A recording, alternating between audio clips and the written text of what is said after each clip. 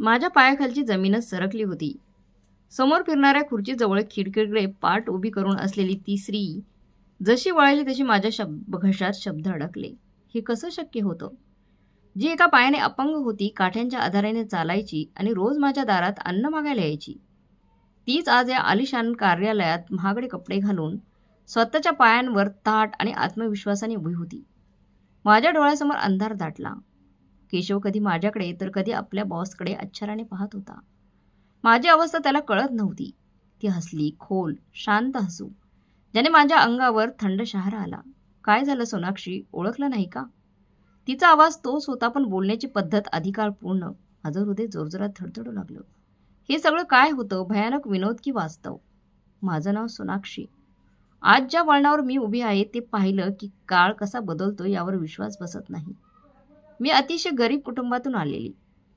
आम्ही फक्त 2 बहिणी. भाऊ नव्हता. वडील जुन्या कारखान्यात कारकून होते आणि त्यांची सारी संपत्ती आम्ही दोघी आणि आमची प्रतिष्ठा एवढीच होती. घरात नेहमी साधेपणा होता. एक रात्र आठवते, वडील आईशी काळजीने बोलत होते. सोनाक्षीची आई, आयुष्याचा भरोसा नाही, माझी तब्येत साथ देत नाही. सोनाक्षीसाठी माझं कर्तव्य पूर्ण करायचं आहे. आवाजात थकवा होता. आईने हळूच विचारलं, आता एवढ्या लवकर कसला संबंध? वडील म्हणाले, एक मुलगा आहे. अनाथ आहे. मीच त्याला वाढवलं, शिकवलं. संपत्ती नाही, पण तो सुसंस्कृत आहे. माझ्या मुलीला कधी दुःख देणार नाही. केशव हा वडिलांचा मित्राचा मुलगा. त्यांचे आई वडील लहानपणीच गेले होते. वडिलांनी त्याला मुलासारखं वाढवलं. केशव कष्टाळू आणि सरळ होता. वडिलांचा निर्णय अडळ होता आणि आमचं लग्न साधेपणाने झालं. काही काळातच वडील आणि मग आईही गेली. बहिणीचं लग्न दुसऱ्या शहरात झालं, मोठ्या घरात. मी आणि केशव एकटे राहिलो. तो काळ कठीण होता, पण केशव माझ्या पाठीशी ठाम उभा राहिला. एका संध्याकाळी तो जवळ आला, डोक्यावर हात ठेवून म्हणाला, सोनाक्षी, स्वतःला एकटी समजू नकोस. तुझे आईवडील माझ्यासाठी सर्वस्व होते. आता आपण एकमेकांचा आधार आहोत. मी तुला कधी एकटं सोडणार नाही. नंतर केशवला शहरातील चांगल्या कंपनीत नोकरी मिळाली. पगार फार नव्हता, पण कंपनीकडून छोटं घर मिळालं. आपल्याला गाव सोडावं लागेल, तो सामान बांधताना म्हणाला. मी हसून उत्तर दिलं, जिथे तुम्ही तिथे मी. मला फक्त तुमची साथ हवी. आम्ही शहरात आलो. घर लहान होतं, पण आपलं होतं. देवाची कृपा, 2 वेळचं अन्न सन्मानाने मिळत होतं. काळ पुढे गेला आणि देवाने आम्हाला 2 गोड मुलं दिली. आमचं आयुष्य सुखाचं होतं. अडचणी मोठ्या नव्हत्या. समाधान खूप होतं. केशव पगार हातावर ठेवून म्हणायचा, सोनाक्षी, हा महिन्याचा खर्च. मला माहीत आहे तू समजूतदार आहे, सगळं सांभाळशील. मी हसून म्हणायची, देव सर्व ठीक करतो, मी काळजी करू नका. कधी कुणापुढे हात पसरण्याची वेळ आली नाही. सुरुवातीला सगळं नीट चाललं होतं, पण महागाई आणि मुलांच्या वाढत्या गरजांनी हळूहळू आमची कोंडी करायला सुरुवात केली.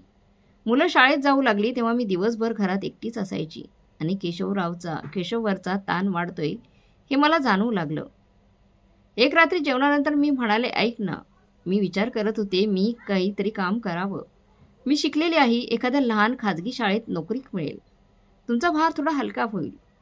केशवने चहाचा कप ठेवला आणि गंभीरपणे म्हणाला, नाही सोनाक्षी, मला ते मान्य नाही. मी जिवंत आहे. तू घर आणि मुलांची काळजी घे. तुझं शिक्षण यासाठीच उपयोगी आहे की मुलांचं संगोपन नीट होतं. मला यापेक्षा काही नको. मी त्याचं म्हणणं मान्य केलं, पण नशिबाने आमच्यासाठी काहीतरी वेगळंच ठरवलं होतं. आमच्या घराबाहेर झालेली एक साधी भेट माझं आयुष्य कायमचं बदलणार होती याची मला कल्पनाही नव्हती. दुसऱ्या दिवशी नेहमीप्रमाणे मी गडबडीत होते. पटकन नाश्ता केला, मुलांना तयार केलं, त्यांना शाळेच्या बसपर्यंत सोडलं. केशवही नाश्ता करून कार्यालयासाठी निघाला. सगळे गेलेले पाहून मला वाटलं आता वेळ मोकळा आहे. घरच्या गरजेचं सामान आणि भाजीपाला आणूया म्हणून मी लगेच कपडे बदलले, ओढणी घेतली, पर्स उचलली आणि दार उघडून बाहेर पडले. पायरीवर पाऊल टाकताच जिन्याजवळ बसलेली एक स्त्री दिसली. तिची अवस्था पाहून माझं मन हादरलं. अंगावर मळके कपडे, थरथरता आवाज. मुली, देवाच्या नावाने काहीतरी दे. 2 दिवसापासून उपाशी आहे. घशातून पाण्याचा थेंबही उतरत नाही. मी तिथेच थांबली. तिची असहायता पाहून पुढे जाण्याचं धाडस झालं नाही. मी जवळ गेले आणि हळूच विचारलं, ताई, तुम्ही इथे कशा? तुमच्यावर कुणी नाही का? ती रडत म्हणाली, नाही मुली, कुणीच नाही. मी अपंग आहे, चालता येत नाही. कुणीतरी देवाचा माणूस जेवायला देतो तेव्हा पोट भरतं, नाहीतर उपाशीत झोपावं लागतं. त्या क्षणी माझ्याकडे खाण्यापिण्याचं काहीच नव्हतं. सकाळचं सगळं संपलेलं. 2 पर्याय होते, पैसे देऊन पुढून निघून जावं किंवा काहीतरी वेगळं करावं. पण उपाशी स्त्रीच्या हातात फक्त नाणी देणं मनाला मान्य नव्हतं. मी म्हणाले, ताई 2 मिनिटं थांबा, मी लगेच येते. आणि झपाट्याने घरात गेले, पीठ काढलं, तवा तापवला. डोळ्यांसमोर तिचा उपाशी चेहरा फिरत होता. पटकन 2 गरम भाकऱ्या केल्या. कालची उरलेली भाजी गरम केली. कपाटातून मुलांचे उबदार कपडे काढले. बाहेर येऊन म्हणाले, हे अन्न तुमच्या मुलांना द्या आणि हे कपडे त्यांना घाला. या स्वेटर आणि मोजे आहेत. आता त्यांना थंडी लागणार नाही. तिने ते सगळं अशा तन्मयतेने धरलं जणू मी तिला अमाप संपत्ती दिली आहे. कपड्यांना कवटाळत ती म्हणाली, मुली सदैव सुखी राहा. देव तुझ्या मुलांना वाईट नजरेपासून वाचो. तू माझी फार मोठी अडचण सोडवलीस आणि सतत आशीर्वाद देत राहिली. आज माझी मुलं उबदार कपड्यात असतील तर तुझ्यासाठी मनापासून प्रार्थना करतील. काही गरज असेल तर सांग, असं म्हणत ती काठीच्या आधाराने मोठ्या कष्टाने उभी राहिली. बस बाळा, देव तुला सर्व काही देऊ. मी निघते, मुलं वाट पाहत असतील. असं म्हणत ती लंगडत पायऱ्या उतरू लागली. मी दारात उभी राहून पाहत होते. माझ्या मुलांचे जुने कपडे आणि ते साधंच अन्न माझ्या आयुष्यात कोणतं वादळ किंवा बदल घेऊन येईल याची मला अजिबात कल्पना नव्हती. मी सुटकेचा श्वास घेतला आणि दार बंद केलं. आणखी 2 दिवस गेले. महिन्याचा शेवटचा आठवडा सुरू होता आणि घरची स्थिती थोडी तंग झाली होती. केशवचा पगार यायला अजूनही काही दिवस होते आणि घर खर्चासाठी हातात मोजकेच पैसे उरले होते. मी स्वयंपाकघरात बसून हिशोब मांडत होते. त्या पैशात दुधाचं देणं द्यायचं की भाजी आणायची, तेवढा दारावर टकटक झाली. यावेळी कोण असेल असा विचार करून मी पैसे घट्ट मुठीत धरले आणि दाराकडे वळाले. कडी काढताच समोर तीच भिकारी उभी होती, पण आज तिचा अवतार वेगळा होता. ती फारच दमलेली दिसत होती. चेहरा पांढरा फटक पडलेला. बाळ, मोठं संकट आलंय, ती रडत म्हणाली. माझं लहान मूल फार आजारी, ताप खूप आहे. डॉक्टर म्हणताय ते निमोनिया झाला आहे. हे ऐकताच माझं काळीच धडधडलं. निमोनिया? तुम्ही सरकारी रुग्णालयात नेलं का? इंजेक्शन नाही मिळालं तर माझं मूल वाचणार नाही. असं म्हणत तिने चुरगळलेली चिठ्ठी माझ्यासमोर धरली. तिच्या हातातला कागद आणि तिची अस्वस्थ चेहरा पाहून मी विचारले, किती पैसे लागतील? ताई, अडकळत ती म्हणाली, औषधांच्या दुकानात 500 रुपये मागितले. माझ्याकडे भीक मागून जमवलेले फक्त 50 रुपये आहेत. माझ्या मनाला जोराचा धक्का बसला. 500 रुपयेही ती रक्कम या क्षणी माझ्या मुठीत दाबलेली होती. ते पैसे दिले तर घर चालवायला काहीच होणार नव्हतं. दूधवाला उधार देत नव्हता आणि भाजीशिवाय स्वयंपाक कसा होणार? क्षणभर मी गप्प झाले. मनात युद्ध सुरू झालं. एकीकडे माझं घर आणि गरजा, दुसरीकडे एका आईची आर्तता. माझी शांतता कदाचित तिने ओळखली. ती निराशेने म्हणाली, बहुतेक तुमच्याकडेही नाहीत का? तुमच्याकडे नाहीत का बाळ? काही हरकत नाही, मी दुसऱ्या दारावर जाते. कदाचित माझं मूल तोवर वाचेल. असं म्हणत ती वळू लागली. तिच्या आवाजातील निराशेने माझ्या अंतरात्म्याला जखम झाली. थांबा ताई, मी हाक मारली. ती थांबली आणि वळून पाहिलं. मी मूठ उघडली आणि पैसे तिच्या हातात दिले. ती थक्क होऊन म्हणाली, तुम्ही सगळे पैसे देताय, मग तुमच्या घराचा निभाव कसा लागेल? बहुतेक तुमच्याकडेही एवढेच होते. तिचा प्रश्न इतका अचूक होता की मी चकित झाले. एका भिकारी स्त्रीला माझ्या घरची काळजी का वाटावी? मी हसत म्हणाले, ताई, निभाव कसा लागेल तू देवावर सोडूया. या चिठ्ठीवरून तुमचं मूल बरं झालं तर समजा माझा सौदा योग्य ठरला. आता वेळ न दवडता लवकर जा. थरथरत्या हाताने त्यांनी नोटा घेतल्या आणि म्हणाली, ज्या स्त्रिया स्वतःची गरज बाजूला ठेवून दुसऱ्यांचं दुःख स्वीकारतात. असं म्हणत ती झपाट्याने पायऱ्या उतरली. संध्याकाळी केशव घरी आला तेव्हा तो फार थकलेला दिसत होता. जेवणाच्या टेबलावर डाळ आणि चटणी पाहून त्याने प्रश्नार्थक नजरेने माझ्याकडे पाहिलं. आज तर पनीर करायचं ठरवलं होतंस ना? सगळं ठीक आहे ना सोनाक्षी? आज फक्त डाळ? त्याने प्रेमाने विचारलं. मी त्याच्यासमोर पाण्याचा ग्लास ठेवत म्हणाले, खरं तर पनीरसाठी ठेवलेले पैसे खर्च झाले. खर्च झाले पण कुठे? तो आश्चर्याने म्हणाला. मग मी सकाळचा सगळा प्रसंग सांगितला. तो शांतपणे ऐकत राहिला. घास हातातच थांबला. मी थांबताच त्याने दीर्घ श्वास घेतला आणि हसला आणि म्हणाला, तू योग्य केलंस सोनाक्षी. पैसे पुन्हा येतील, पण त्या गरिबाचं मूल जर दगावलं असतं तर आपण स्वतःला कधीच माफ केलं नसतं. मला तुझा अभिमान आहे. डाळीतही पोट भरतं. देव आपल्याला आणखी प्रगती देईल. त्याच्या शब्दाने दिवसभराचा भार उतरला आणि मला वाटलं की आपली ही छोटीशी त्यागकृती व्यर्थ जाणार नाही. मला माहीत नव्हती की हा प्रसंग फक्त माझाच नाही तर माझ्या पतीच्या संयमाची आणि त्यांच्या प्रामाणिकपणाची कसोटी घेत होता. आणि ही कसोटी आता अखेरच्या व सर्वात महत्त्वाच्या टप्प्यावर येऊन पोहोचणार होती. त्यानंतर जणू हेच माझं रोजचं ठरलेलं वेळापत्रक बनलं. ती भिकारीबाई दररोज येऊन आमच्या दारासमोर येऊन बसायची. कधी मी तिला भाकरी द्यायची, कधी चहाचा कप, तर कधी तिच्याजवळ बसून 2 शब्द बोलायची. ती एका पायाने अपंग होती. काठ्या कायम तिच्या शेजारी असायच्या. तिच्या डोळ्यात एक विचित्र वेदनेची रेघ होती जी मला भावत नसे. अनेक दिवस गेले. एक दिवशी तिला जेवण देताना माझं मन आवरलं नाही. पायऱ्यांवर तिच्याजवळ बसत मी विचारलं, ताई एक सांग, या संपूर्ण परिसरात इतकी घरं आहेत, इतके संपन्न लोक राहतात इथे, तरी तू रोज फिरून माझ्याच दाराशी का ग येतेस? मी तर गरीब माणसाची पत्नी आहे. मी तुला काय मदत करणार? तिने भाकरीचा घास तोडला आणि प्रेमळ नजरेने माझ्याकडे पाहत म्हणाली, बाळा, पोटाची भूक कुणी भागू शकतं, पण मनाची पोकळी सगळे भरू शकत नाहीत. तुझ्या दाराशी मला जो सन्मान आणि आपुलकी मिळते ती मोठमोठ्या वाड्यातही मिळत नाही बघ. तू मला भिकारी नव्हे तर माणूस समजतेस. मी विचारलं, मग तू नेहमीच माझे पती कार्यालयात गेल्यावरच का येतेस? संध्याकाळी कधीच का येत नाहीस? माझे पती फार सद्गुणी आहेत, तेही तुझी मदत करून आनंदी होतील. या प्रश्नावर ती क्षणभर गोंधळली, नजर चुकवत इकडे तिकडे पाहू लागली. मग पदर नीट करत म्हणाली, नाही बाळ, मी पुरुषांसमोर हात पसरत नाही. मला फार लाज वाटते. तुझ्याकडून काही मागताना संकोच वाटत नाही. पण पुरुषांचा भरोसा काय? कधी ओरडतील, कधी हुसकवतील. काही दिवसांनी अचानक माझी तब्येत बिघडली. गेल्या काही दिवसापासून चक्कर येत होती आणि अशक्तपणाही जाणवत होता. घरकाम आणि मुलांच्या देखरेखीमध्ये मी स्वतःकडे दुर्लक्ष करत होते.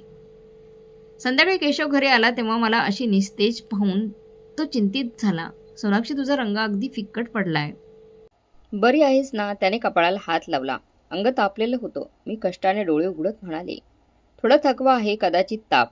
तो म्हणाला, हा फक्त थकवा नाही, तुला उद्या डॉक्टरकडे दाखवावं लागेल. मी काळजीने विचारलं, पण तुमचं उद्या कार्यालय आहे, रजा कशी मिळेल? केशव नोकरीबाबत फार जागरूक होता, विशेषतः नव्या शिस्तप्रिय मालकिनीच्या भीतीमुळे. तो विचार करून म्हणाला, हो, रोज रजेची अडचण आहे. आपली नवी मॅडम अश्विनी घोरपडे नियमांबाबत खूप काटेकोर आहे, पण तुझी तब्येत अधिक महत्त्वाची आहे. असं कर, उद्या दुपारी तयार होऊन माझ्या कार्यालयात ये. मी मॅडमशी बोलून थोडी रजा घेईल आणि तिथूनच आपण रुग्णालयात जाऊ. मी विचारले, एकटी येताना अडचण तर नाही ना? मी मान हलवून म्हणाले, नाही, मी रिक्षाने येईल, काळजी करू नका. दुसऱ्या दिवशी सकाळी केशव निघून गेल्यानंतर नेहमीप्रमाणे दारावर टकटक झाली. मला माहीत होतं तीच भिकारी बाई असेल. मी दार उघडलं, पण माझी स्वतःची अवस्था बरी नव्हती म्हणून मी फार वेळ उभी राहू शकत नव्हते. तिला पटकन जेवण दिलं आणि म्हणाले, ताई, उद्या येऊ नकोस. ती चकित होऊन म्हणाली, का बाळा, सगळं ठीक आहे ना? मी भिंतीचा आधार घेत म्हणाली, नाही, तब्येत ठीक नाही माझी. उद्या मला रुग्णालयात जायचं आहे. मी घरी नसेन. रुग्णालयाचं नाव ऐकताच ती दचकली आणि म्हणाली, मग तू कोणासोबत जाणार? तुझा पती तर कार्यालयात असतो. मी तिला सांगितलं, हो, मी त्यांच्या कार्यालयातच जाईन. त्यांनी सांगितलं आहे की ते मालकिनीशी बोलतील. ती म्हणाली, काळजी करू नकोस बाळ, देव सगळं ठीक करेल. ती मालकीनही माणूसच असेल, रजा नक्की देईल, तू आराम कर, असं म्हणत ती निघून गेली. त्या क्षणी तिच्या बोलण्यात दडलेला आत्मविश्वास मला कळलाच नाही. मी दार बंद केला आणि केशवच्या कार्यालयाकडे निघाली. वाटेत वाहनांच्या गोंगाटात माझ्या मनात विचारांची गर्दी झाली होती. एका बाजूला ढासळलेली तब्येत, तर दुसऱ्या बाजूला केशवच्या नोकरीची भीती. नवी मालकीन अश्विनी घोरपडे कामाबाबत फारच कडक असल्याचं तो वारंवार सांगायचा. माझ्या साध्या कपड्यांकडे आणि चपलांकडे पाहून समोर उभ्या असलेल्या सुरक्षा कर्मचाऱ्याच्या गणवेशासमोर मला क्षणभर कमीपणाची जाणीव झाली.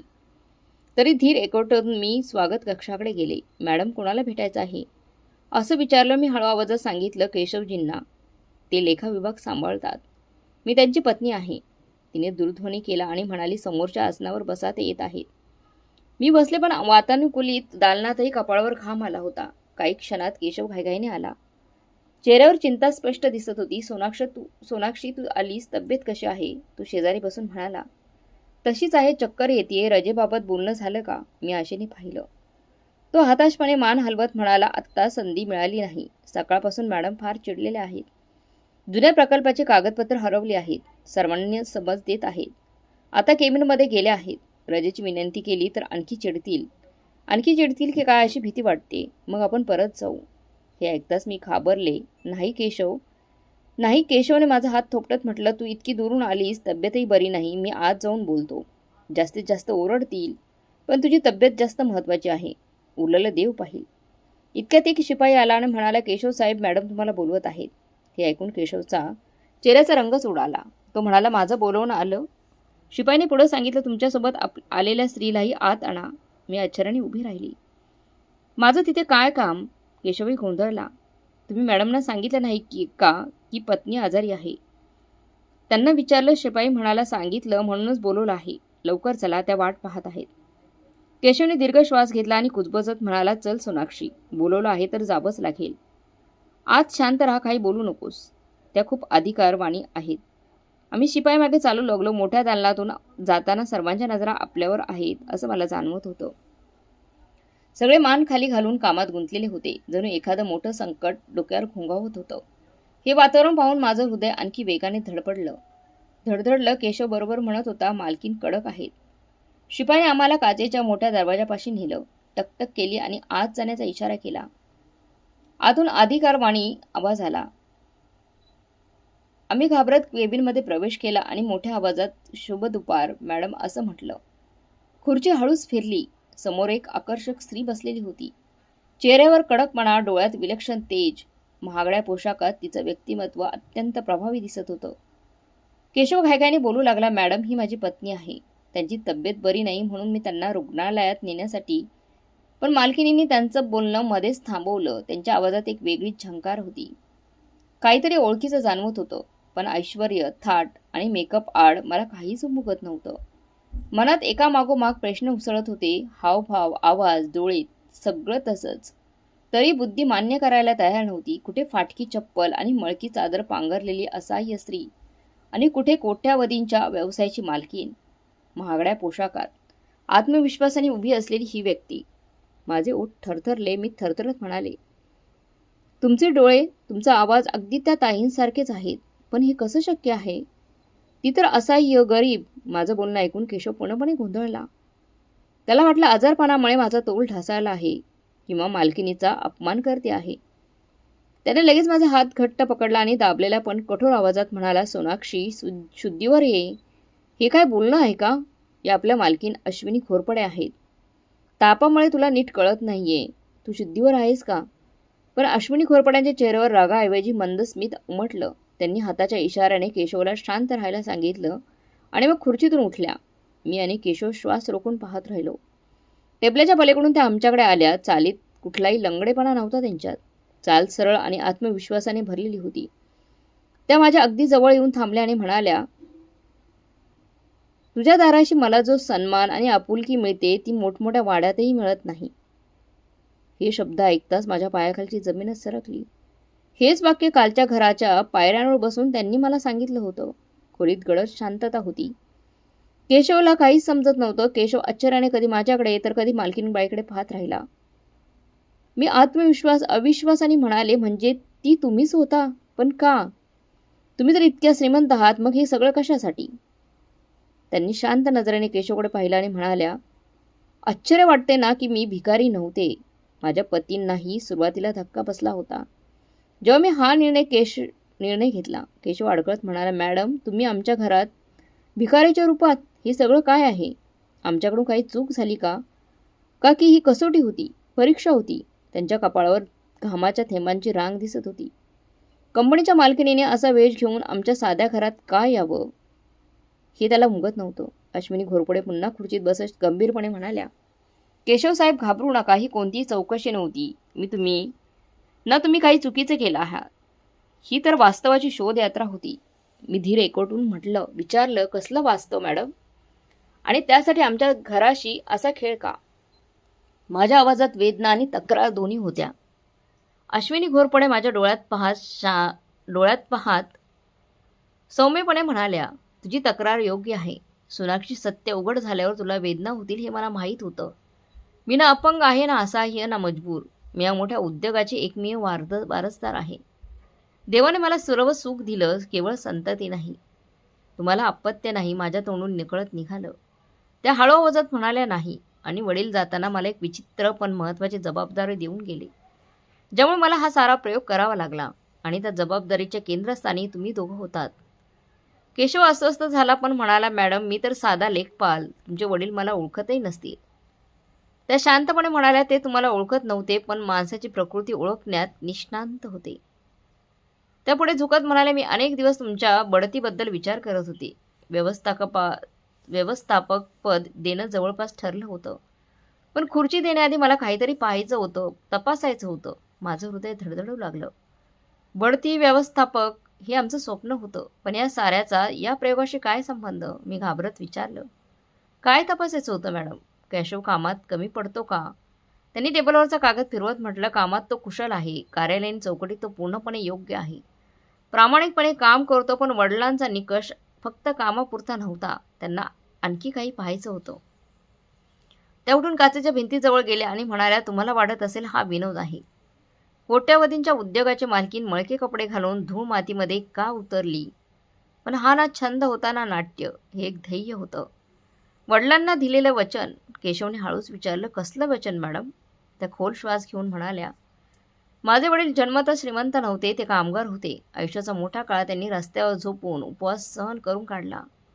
केवळ कपड्यामुळे लोकांनी त्यांना हाकललं, उपासमारीतील अन्न मागितल्यास कुत्रे सोडले गेले. हा अनुभव त्यांच्या आवाजात आजही जिवंत होता. त्या म्हणाले, कष्ट आणि नशिबाने ते इथपर्यंत पोहोचले, पण स्वतःची ओळख कधी विसरले नाहीत. जाताना त्यांनी सांगितले, व्यवसाय सांभाळ, पण मूल्य कधी सोडू नकोस.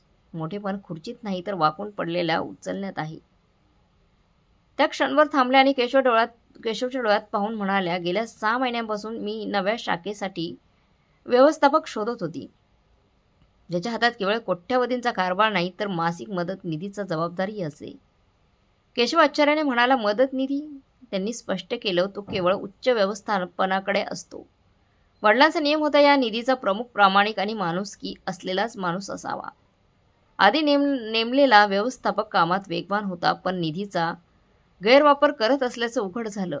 त्याच दिवशी ठरवलं, आता पद चेहऱ्यावर नाही तर अंतकरणावर दिलं जाईल. दुवे जुळू लागले. माझं हृदय जोरात धडधडत होतं. अश्विनी घोरपडे पुढे म्हणाल्या, म्हणूनच मी तुमच्या पतीच्या पडतीबद्दल गंभीरपणे विचार करत होते. अश्विनी घोरपडे पुढे म्हणाल्या, केशव कामात उत्कृष्ट आहे, त्यांच्या नोंदी निर्दोष आहेत, कधी पैशांचा अपव्यय झालेला नाही. कार्यालयीन अडचणीमध्येही तो नेहमी यशस्वी ठरला आहे. तरी मला भीती होती की तोही आधीच्या व्यवस्थापकासारखा ठरेल की काय. म्हणूनच कुणी त्यांच्या घराच्या दारावर मदतीसाठी उभं राहिलं तर त्याची प्रतिक्रिया काय असते हे मला पाहायचं होतं. म्हणून मी तुमच्या घरात आली. मी थरथरत विचारलं, म्हणजे हे सगळं जाणून बुजून? त्यांनी मान हलवले आणि म्हणाल्या, मी फक्त तुमच्या घरातच नाही तर या परिसरातील आणखी 4 घरांची दारं ठोठावली. तिथे मदतीची विनंती केली. काही ठिकाणी मला वर खाली पाहून कठोर शब्द ऐकावे लागले. कुणी उपेक्षेने हकललं तर कुणी अपमानास्पद वागणूक दिली. कोरड्या अन्नाचा तुकडाही असा देण्यात आला जणू मोठं उपकार कार्य केलं आहे. त्यांच्या डोळ्यात ओल आली. त्या क्षणी मला वाटलं, माणुसकी संपली आहे का? वडिलांचं स्वप्न अपूर्ण राहील का? त्या थांबल्या आणि पुढे म्हणाल्या, मग मी तुमच्या दाराशी आले. तुमचं घर लहान होतं, दार जुनं होतं, इथूनही नकारच मिळेल असं वाटलं. पण सोनाक्षी, तू दार उघडताच हसलीस. तुझ्या चेहऱ्यावर आजारपण आणि तंगी दिसत होती. तरी मी पाणी मागितलं तेव्हा तू प्रेमाने पाणी दिलंस. अन्न मागितलं तेव्हा स्वतःच्या ताटातलं ताजं जेवण गरम करून दिलंस. केशवला अजून मान खाली घालून लागला आणि म्हणाला, मॅडम मला माफ करा. मी सोनाक्षीला अनेकदा समज देत होतो की एवढं वाटू नकोस, आपली परिस्थिती कठीण आहे. मला माहीत नव्हते की तुम्हीच त्या असाल. अश्विनी घोरपडे सौम्यपणे म्हणाल्या, त्यावेळी मला वाटलं होते की तुम्ही अपयशी ठराल. तुम्ही कंजूस आणि कठोर असाल, आपल्या पत्नीच्या उदारतेला अडथळा ठराल. पण नंतर मी सोनाक्षीचं उत्तर ऐकलं, देव देतो म्हणून आपण देतो. तो देणं थांबेल त्या दिवशी आपणही थांबू. आणि मला हेच पाहायचं होतं, हा भाव काळासोबत बदलतो की टिकतो. माझ्या डोळ्यात पाणी आलं. शेवटचं पीठ हातात असतानाही अर्धी भाकरी स्वतः खाऊन अर्धी गरजूला दिल्याचा तो दिवस आठवला. कारण त्या अन्नात सत्याचं मीठ आणि प्रेम होतं. त्या म्हणाल्या, तू मला माणसाला मिळायला हवा तो सन्मान दिलास. मळक्या कपड्यांमुळे कधी तुच्छतेने पाहिलं नाहीस. बसायला जागा दिलीस. मग त्या केशवटके वळाल्या आणि म्हणाल्या, प्रामाणिकपणा नसेल तर ना नफा टिकतो ना गरिबांपर्यंत त्यांचा हक्क पोहोचतो. पण आज तुमच्या पत्नीने सिद्ध केलं आहे की जगातून चांगुलपणा संपलेला नाही. त्यांनी डोळ्यातलं पाणी पुसलं. माझ्या डोळ्यात अश्रू आले. मी हळूच विचारलं, मग तुम्ही आम्हाला तपासत होतात? त्या म्हणाले, हो. आणि आता खात्री झाली आहे की तुम्ही या बढतीस पात्र आहात. खरं तर सोनाक्षीमुळेच. केशव, तुम्ही खरे पात्र ठरलात. तुमची पत्नी तुमच्यासाठी भाग्यवान आहे. तिच्या नीतिमत्तेमुळे तुमची बढती निश्चित झाली आहे. असं म्हणत अश्विनी घोरपडे यांनी कपाट उघडून क्रीम रंगाचं मोठं पाकिट काढलं. खोलीत पुन्हा शांतता पसरली, पण ती शांतता दिलासा देणारी होती. हे घ्या केशव, असं म्हणत त्यांनी पाकिट आणि काही कागद पुढे केले.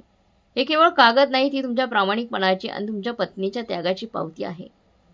केशवने थरथरत्या हातांनी पाकिट घेतलं. त्या क्षणी त्यांच्या हातात कागद नव्हते, तर आमचं बदलणारं नशीब होतं. अश्विनी घोरपडे पुढे म्हणाल्या, की मला माहीत आहे तुला मिळणाऱ्या पगारात घर चालवणं किती अवघड आहे आणि तरी तुझी पत्नी गरिबांवर खर्च करते, म्हणूनच या पाकिटात सगळं आहे ज्यामुळे तुमची अडचण दूर होईल. मी प्रश्नार्थक नजरेने पाहत होते.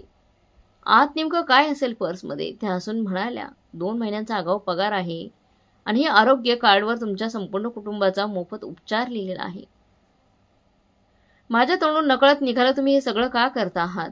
मी फक्त माणूस म्हणून माझं कर्तव्य केलं, त्या सौम्यपणे हसत म्हणाल्या. म्हणूनच तुम्ही या सन्मानास पात्र आहात. जगात फार थोडे लोक उरले आहेत ज्यांच्यात माणुसकी जिवंत आहे. तुम्ही कोणत्या अपेक्षेशिवाय मदत केली हीच तुमची खरी कमाई आहे. आम्ही बाहेर पडत असताना मी पुन्हा एकदा मागे वळून पाहिलं. त्या पुन्हा खुर्चीत बसल्या होत्या. चेहऱ्यावर शांत समाधानाचं हसू होतं. तेव्हा त्यांचे शब्द माझ्या कानात घुमले. नेहमी लक्षात ठेवा मित्रांनो, सोनाक्षी, देव माणसाची किंमत पैशाने नाही तर हृदयाने करतो. त्या दिवशी मला प्रथमच उमगलं की कधी कधी आपल्या अडचणी माणसाच्या रूपात येतात आणि योग्य वागणूक आयुष्याचं दार उघडते. उंच इमारती बाहेर पडताना संध्याकाळी दाटली होती, पण माझ्या आणि केशवच्या आयुष्यात जणू पहाट होत होती. केशवच्या हातातलं ते पाकिट वेगळं केवळ कागद नव्हता, ती आमची प्रतिष्ठा, समाधान आणि भविष्याची खात्री होती. थंड वाऱ्याचा झुळका चेहऱ्यावर स्पष्ट करत होता, पण मनातील थंडावा त्याहूनही कितीतरी खोल होता. पार्किंगमध्ये येताच केशव थांबला. मोटरसायकलची किल्ली काढण्याऐवजी तो क्षणभर माझ्याकडे पाहत राहिला. पिवळसर प्रकाशात त्याच्या डोळ्यात ओल दिसली. जो माणूस कायम चिंतेत आणि तणावात असायचा, त्याच्या चेहऱ्यावर आज विलक्षण शांतता होती. सोनाक्षी, त्याचा आवाज भरून आला, मला माफ कर. मी तुला नेहमी अडवत होतो. तू त्या अपंग ताईला अन्न देताना मी तुला टोमणे मारायचो. मला वाटायचं आपणच गरीब आहोत, मदत कशी करणार? देऊळ तर आपल्या हातात काय उरणार? तो थांबून म्हणाला, आज कळलं, देण्यातून कधीच काहीच कमी पडत नाही. त्या दिवशी तू मदत केली नसतीस तर आपण या कसोटीत अपयशी ठरलो असतो. ही नोकरी, हे पद, हे मान सन्मान सगळं तुझ्या त्या उधाळपट्टीमुळे मिळालंय. जे मी थांबू पाहत होतो ती आपली खरी परीक्षा होती, पण प्रत्यक्षात देवाकडून आलेली कसोटी होती. तंगीच्या वेळी आपण काय करतो हे पाहण्यासाठी. आम्ही मोटरसायकलवरून रुग्णालयाकडे गेलो. औषधं घेतली आणि घरी परतलो. रस्त्यात शहर तेच होतं, रस्ते तेच होते, पण दृष्टी बदललेली होती. त्या दुकानाकडे पाहून कधी हुरहुर वाटायची ती आज फोल वाटत होती. घराच्या दाराशी पोहोचलो तेव्हा माझी नजर त्या कोपऱ्याकडे गेली जिथे ती ताई रोज बसायची. आज ती जागा रिकामी होती, तिथे कोणीच नव्हतं. पण त्या रिकाम्या जागेने मला आयुष्याचा मोठा धडा दिला होता. वाऱ्याच्या झुळकासोबत अश्विनी घोरपड्यांचे शेवटचे शब्द पुन्हा कानात घुमले. शब्द मनावर कोरले गेले होते. मी उंबरठ्याला स्पर्श केला, आकाशाकडे पाहिले आणि देवाचे आभार मानले. मला जाणवलं आपण माणसं किती भोळी आहोत. चेहऱ्यांकडे, कपड्यांकडे पाहतो, पण हे विसरतो की अनेकदा देव आपल्या खास दूतांना वेगवेगळ्या रूपात पाठवतो. त्या दिवशी त्या रिकाम्या कोपऱ्याकडे आणि माझ्या पतीच्या शांत चेहऱ्याकडे पाहून मला जीवनाचं खरं सत्य उमगलं. देव माणसाची किंमत पैशाने नाही तर हृदयाने करतो. भलाई कधीच वायाला जात नाही, ती अनेक पटीने वाढून आपल्या आयुष्यात परत येते. मित्रमैत्रिणींनो, तुम्हाला काय वाटते? अश्विनी घोरपडेंनी घेतलेली परीक्षा तुम्हाला कशी वाटली? कमेंट बॉक्समध्ये नक्की कळवा. आणि कथा चांगली वाटली असेल तर लाईक, शेअर, सबस्क्राईब नक्की करा. भेटूया पुढच्या कथेमध्ये. तोपर्यंत धन्यवाद.